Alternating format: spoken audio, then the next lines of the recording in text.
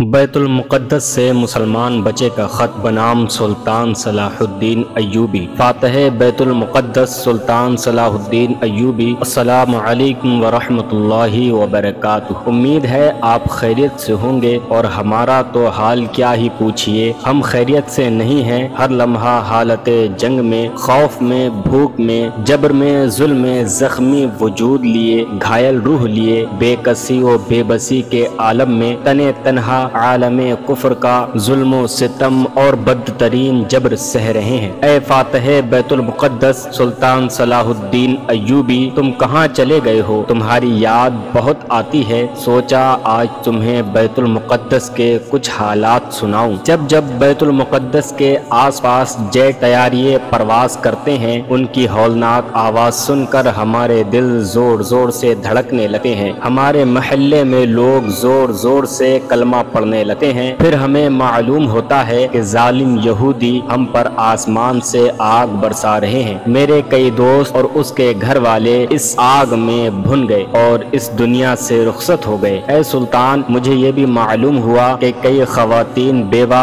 اور کئی بچے یتیم ہو گئے، اور میرے بابا بتا رہے تھے ان کے دوست کا مکمل گھر یہودیوں کی بمباری سے تباہ و برباد ہو گیا، ان کے بیوی بچے سب اس جنگ میں شہید ہو گئے۔ بابا یہ بھی بتا رہے تھے کہ ان کا دوست غم سے نڈھال تھا، وہ بار بار اپنے چھوٹے بیٹے علی حمزہ کا ذکر کرتا تھا جو صرف ابھی 2 سال ہی کا تھا۔ پھر اسے عمار بھی یاد آتا جو کہا کرتا تھا، بابا میں بڑے ہو کر سلطان صلاح الدین ایوبی بنوں گا، میں آپ سے جذباتی باتیں نہیں کروں گا، مجھے یہ بتائیے کہ آپ ہمیں کس کے آسرے پر چھوڑ کر گئے ہیں؟ اس وقت ہمیں قتل کرنے کے لیے سب اسلامی دشمن اکٹھے ہو چکے ہیں، لیکن سلطان یہ کوئی بڑی بات نہیں، دشمن تو دشمن ہوتا ہے، اسے ہم سے کیوں ہمدردی ہوگی؟ وہ تو ہمیں قتل ہی کرے گا، ہماری مدد تو کرے گا نہیں۔ لیکن اے سلطان، حیرت اس بات پر ہے باقی سب مسلمان مل کر تماشا دیکھ رہے ہیں، کوئی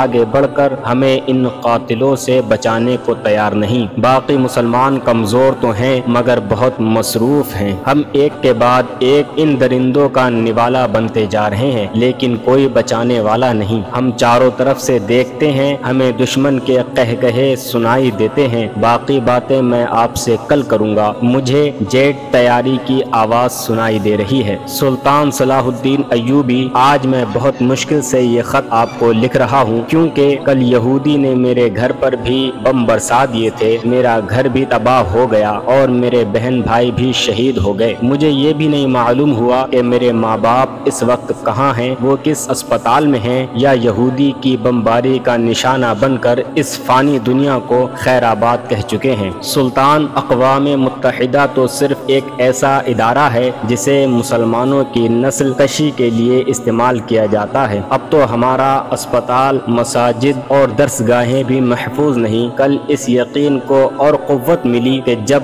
جاپان، امریکہ، نیٹو اور ان جیسے دیگر ممالک نے ظالم اسرائیل کی بمباری کی حمایت، ان کے نقاب کو اتارا جائے تو اندر سے سب بھیڑیے ہی ہیں۔ سلطان، مسلمانوں کی تباہی و بربادی کے لیے اقوام متحدہ میں ایسا قوانین بنائے جاتے ہیں جس سے مسلمان کے عقائد و نظریات کو بھی نقصان پہنچے، لیکن افسوس اس پر نہیں، کیونکہ دشمن ایسا ہی کرتا ہے۔ وہاں عالم کفر کو نیٹو کی سہولت میسر ہے، لیکن افسوس تو مسلمان پر ہوتا ہے، کلمہ نبی کا پڑھتے ہیں، غداری نبی کی امت سے کرتے ہیں۔ سلطان، میں بھی آپ کو کیا بتانے لگ گیا، یہ سب تو آپ کو بھی معلوم ہوگا۔ میرے بابا کہتے ہیں رونا نہیں، کیونکہ مجاہد روتے نہیں، وہ کہتے ہیں اللہ تعالیٰ فرماتا ہے وَلَنَبْلُوَنَّكُمْ بِشَيْءٍ مِّنَ الْخَوْفِ وَالْجُوعِ وَنَقْصٍ مِّنَ الْأَمْوَالِ وَالْأَنفُسِ وَالثَّمَرَاتِ وَبَشِّرِ الصَّابِرِينَ، اور ضرور ہم تمہیں آزمائیں گے کچھ ڈر اور بھوک سے، اور کچھ مالوں اور جانوں اور پھلوں کی کمی سے، اور خوشخبری سنا ان صبر والوں کو الذین اذا اصابتهم مصیبۃ قالوا انا للہ وانا الیہ راجعون، کہ جب ان پر کوئی مصیبت پڑے تو کہیں ہم اللہ کے مال ہیں اور ہم کو اسی کی طرف پھرنا ہے۔ اولئک علیہم صلوات من ربہم ورحمہ واولئک هم المہتدون، یہ لوگ ہیں جن پر ان کے رب کی درودیں ہیں اور رحمت، اور یہی لوگ راہ پر ہیں۔ میرے والد مجھے یہی کہتے تھے کہ تمہیں اپنے دوستوں کی طرح مشکل حالات کا سامنا کرنا پڑ سکتا ہے، تم مایوس نہیں ہونا، اللہ ہماری مدد ضرور کرے گا، تم رونا بھی نہیں کہ بہادر کے بچے روتے نہیں۔ پر سلطان مجھے رونا آتا ہے لیکن میں سارے آنسو حلق سے نیچے گھونٹ لیتا ہوں، میں روتا نہیں ہوں کیونکہ میں مجاہد ہوں۔ سلطان ہم انبیاء کی سرزمین پر غیر محافظ کر دیے گئے ہیں، سلطان ہم اس جگہ شہید کیے جا رہے ہیں جہاں جانے کائنات نے انبیاء کی امامت فرمائی تھی، سلطان کلمہ گو مسلمان اس جگہ ذبح کیے جا رہے ہیں جو ہمارا قبلہ